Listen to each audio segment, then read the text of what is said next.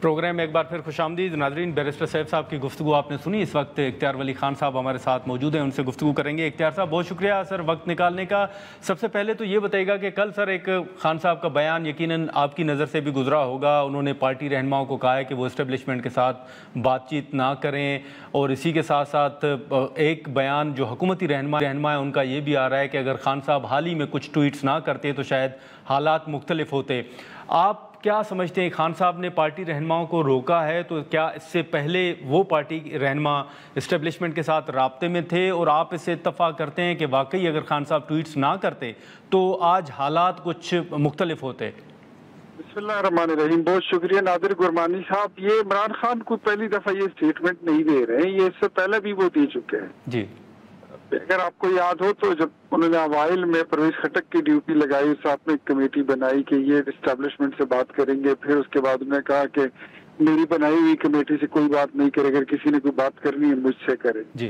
फिर उन्होंने इसमें शिबरी फराज और बैरिस्टर गोहर वगैरह और इनकी मुश्तमिल कमेटी बनाई, फिर उन्होंने उस पर भी एतमाद किया।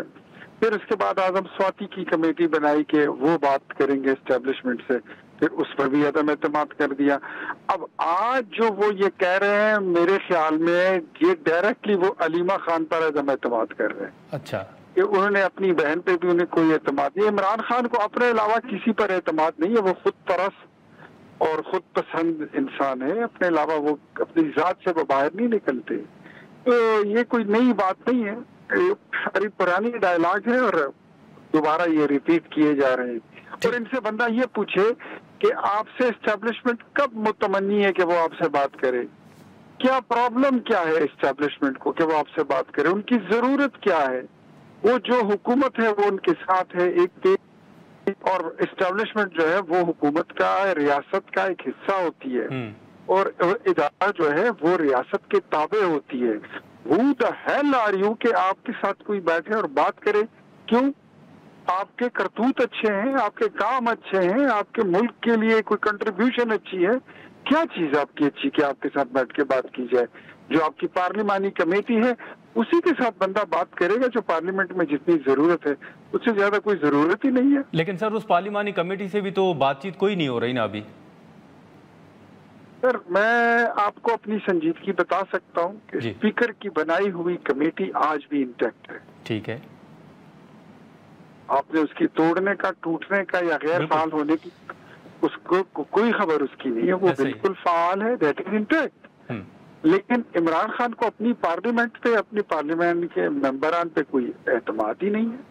ठीक, लेकिन इख्तियार साहब एक चीज़ सर ये भी बताएं कि खैबर पख्तूनख्वा के अंदर पीटीआई की जो सूबाई हुकूमत है वो दहशतगर्दी के ख़िलाफ़ जो कार्रवाइयाँ हैं, जो अमन अमान की सूरत हाल है, उसके ऊपर एक तनकीद भी होती है। कुछ रहनुमा कहते हैं कि हम ऑन बोर्ड हैं, कुछ रहनुमा कहते हैं कि जो सूबे के अंदर हो रहा है उसमें पीटीआई की रजामंदी शामिल नहीं है। आपका अपना ताल्लुक सर खैबर पख्तूनख्वा से, आप किस तरह देख रहे हैं, ये कन्फ्यूजन है क्या?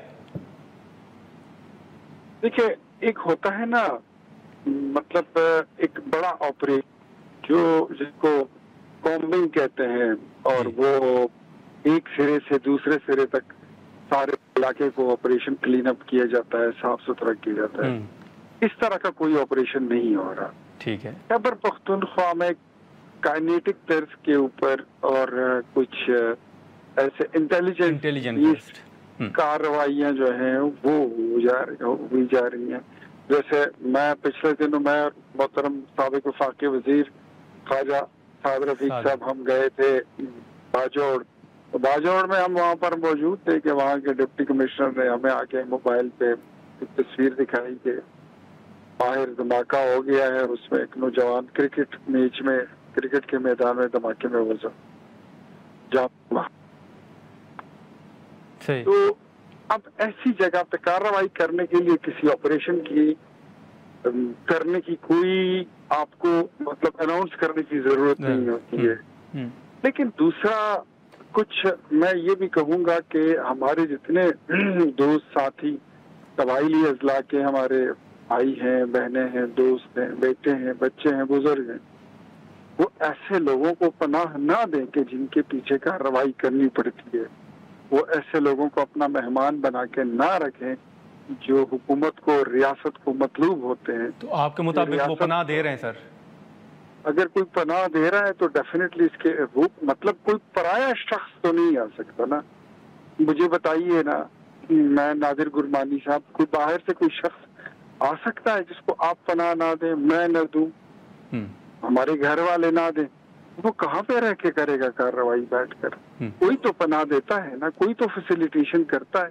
پھر ایسے معاملات میں ملک کے اپنے لوگ بھی مارے جاتے ہیں جب آپ سڈن آپریشن کرتے ہیں، جب آپ ہوائی کارروائی کرتے ہیں اس پر. تو سر ہم یہ کہہ سکتے ہیں کہ خیبر پختونخوا کے اندر جو دہشت گرد ہیں ان کو پناہ دی جا رہی ہے لوکلز کی طرف سے؟ مطلب کہیں سے تو کوئی ان کو فیسیلیٹیشن ہو رہی ہے نا. صحیح، کہیں سے تو فیسیلیٹیشن ہو رہی ہے. ٹھیک ناظرین، یہاں پر ایک مختصر سا بریک لیتے ہیں اور بریک کے بعد گفتگو کو آگے بڑھاتے ہیں.